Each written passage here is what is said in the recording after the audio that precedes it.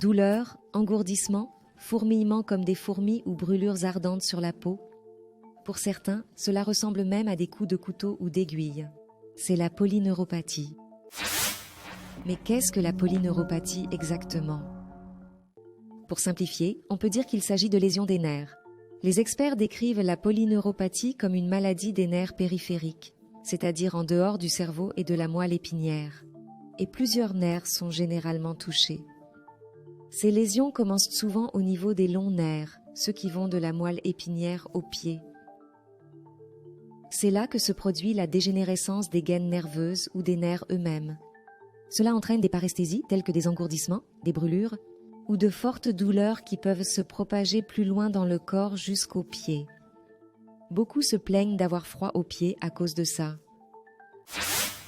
Et d'où vient la polyneuropathie ? Il y a différentes causes qui sont présentes.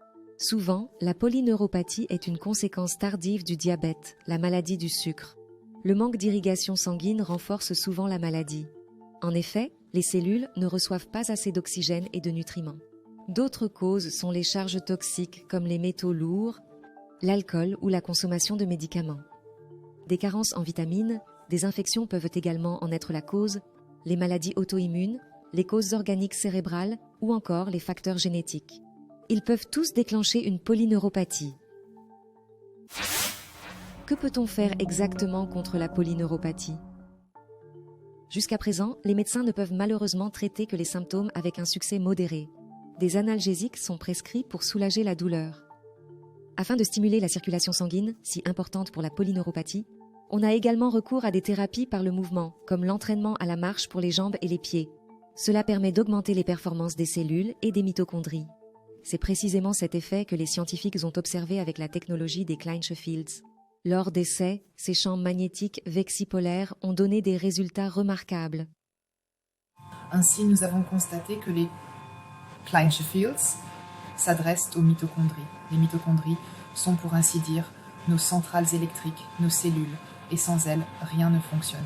Les Klein Fields les influencent positivement, et on peut donc imaginer qu'ils ont une influence favorable sur un grand nombre de maladies, voire qu'ils les empêchent, car les mitochondries sont justement responsables de nombreuses maladies comme l'arthrose, le diabète sucré, les troubles circulatoires, les migraines, les maux de tête, ainsi que des troubles du sommeil et de la polyneuropathie.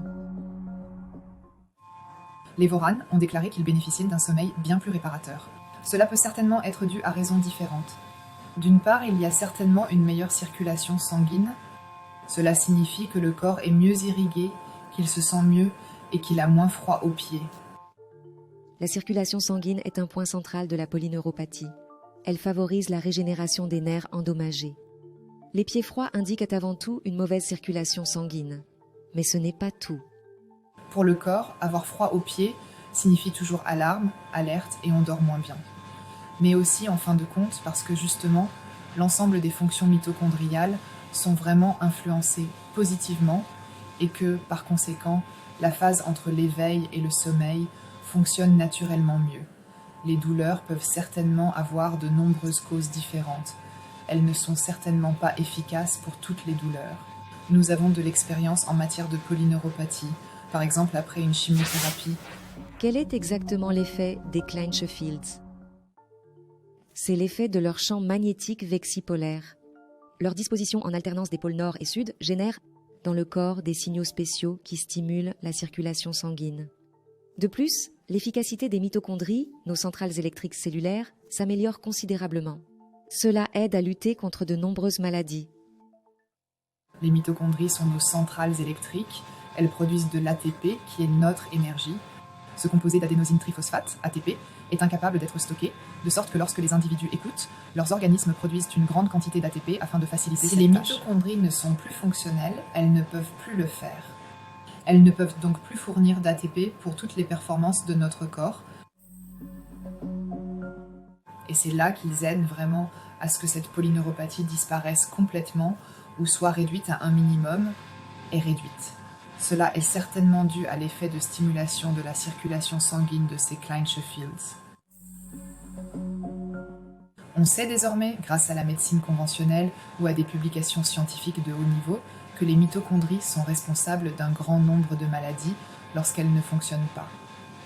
Parmi celles-ci, on compte la maladie d'Alzheimer, la maladie de Parkinson, les maladies cardiovasculaires, l'athérosclérose, les troubles de la circulation sanguine, le diabète sucré, les migraines et autres maladies omniprésentes dans notre société moderne peuvent être améliorées grâce aux effets positifs des Clynesche Fields sur les mitochondries.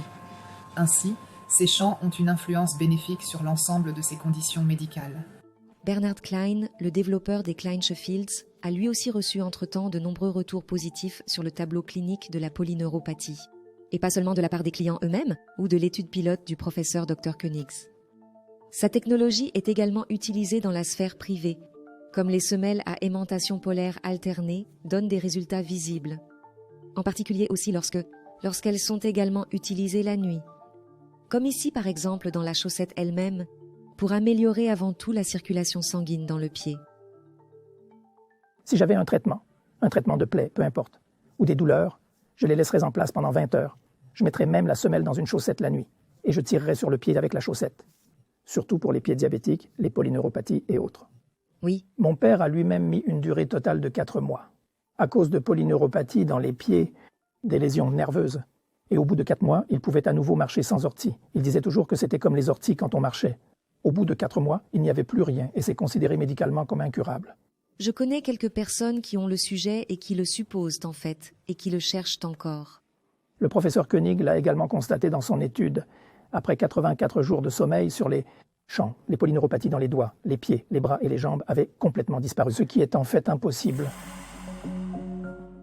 Avec l'aide des champs magnétiques, ces soi-disant Clynesche Fields, nous pouvons, sans pommade, sans bains alternés et ceci ou cela, nous pouvons modifier massivement la circulation sanguine. C'est un laboratoire universitaire et nous y avons fait des recherches. L'examen se déroule de la manière suivante.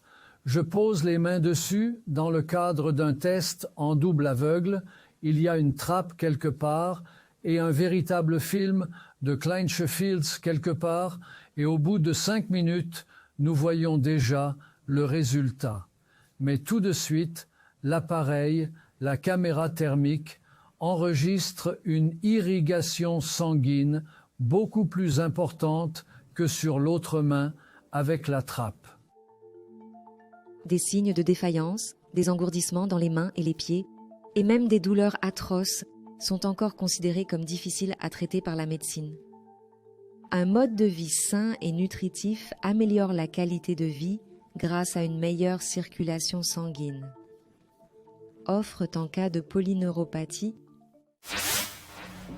ont de réelles chances d'amélioration.